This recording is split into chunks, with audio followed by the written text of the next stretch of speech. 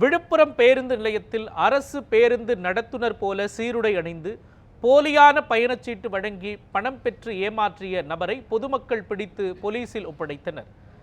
இதுகுறித்த கூடுதல் தகவல்களை நமது செய்தியாளர் ஐகோர்ட்டிடம் கேட்கலாம். ஐகோர்ட், அந்த நபர் யார், அவர் மீது எடுக்கப்பட்டிருக்கும் நடவடிக்கை என்ன, பயணிகள் இதனால் எந்த அளவிற்கு பாதிக்கப்பட்டிருக்கிறார்கள், சொல்லுங்க.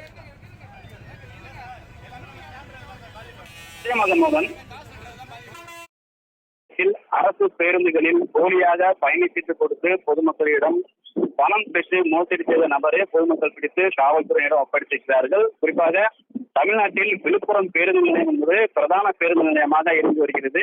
விழுப்புரம் பேருந்து நிலையத்திலிருந்து தமிழ்நாட்டின் பல்வேறு பகுதிகளுக்கும் பேருந்துகள் இயக்கப்பட்டு வருகிறது. சென்னை, திருச்சி, மதுரை உள்ளிட்ட பல்வேறு பகுதிகளுக்கும் அரசு மற்றும் தனியார் பேருந்துகள் இயக்கப்பட்டு வருகிறது. இந்த நிலையில் இன்று காலை முதல் அரசு பேருந்துகளில் அரசு பேருந்து நடத்துனர் போல சீருடை அணிந்த ஒரு நபர் அரசு பேருந்துகளில் பொதுமக்களிடம் போலியான பயணச்சீட்டு கொடுத்து பணம் பெற்று மோசடி செய்திருக்கிறார். மேலும் அரசு பேருந்துகளில் உரிய நடத்துனர்கள் அந்த பேருந்துகள் ஏறி பொதுமக்களிடம் பயணச்சீட்டு கேட்ட போது தற்போதுதான் ஒருவரிடம் பயணச்சீட்டு வாங்கினோம் என்று கூறியிருக்கிறார்கள்.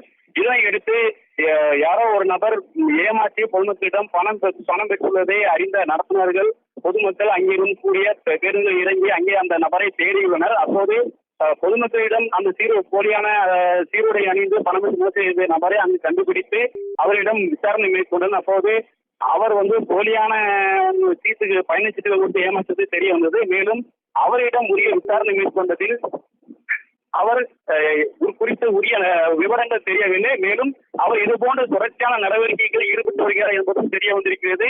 அவரிடம் இருந்த அந்த நடத்துவதற்குரிய கைப்பையை பறிமுதல் செய்து ஆய்வு செய்ததில் அதில் அவர் பல்வேறு தொழிற்சங்கங்களின் அடையாள அட்டைகள் வைத்திருப்பதும் தெரிய வந்தது. மேலும் அந்த பையில் போலியான பயணச்சீட்டுகள் இருந்ததும் தெரிய வந்தது.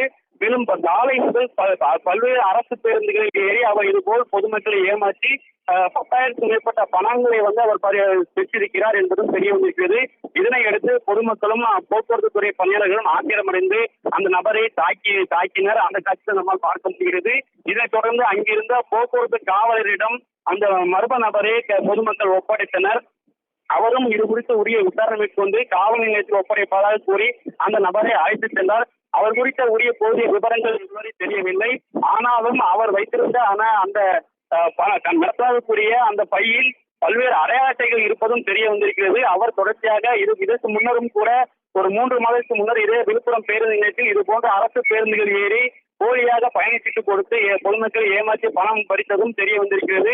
மேலும் இதுபோன்று பல்வேறு குற்ற சம்பவங்களிலும் பல்வேறு மோசடி சம்பவங்களிலும் அவர் ஈடுபட்டிருப்பதும் தெரிய வந்திருக்கிறது.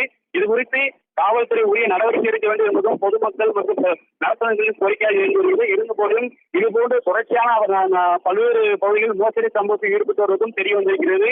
அரசு பேருந்தில் ஏறி போலியான நடத்துனர் போல போலியான உடை அணிந்து போலியாக பயணச்சீட்டுகள் கொடுத்து பொதுமக்களை ஏற்றிய சம்பவம் பெரும் அதிர்ச்சியையும் பரபரப்பையும் ஏற்படுத்தியிருக்கிறது. இது குறித்து அரசு உரிய நடவடிக்கை எடுக்க வேண்டும் என்பதும் பொதுமக்கள் கோரிக்கையாக இருந்து வருகிறது. மோகன், விவரங்களையும் காட்சிகளையும் வழங்கியதற்கு நன்றி ஐகோர்ட்.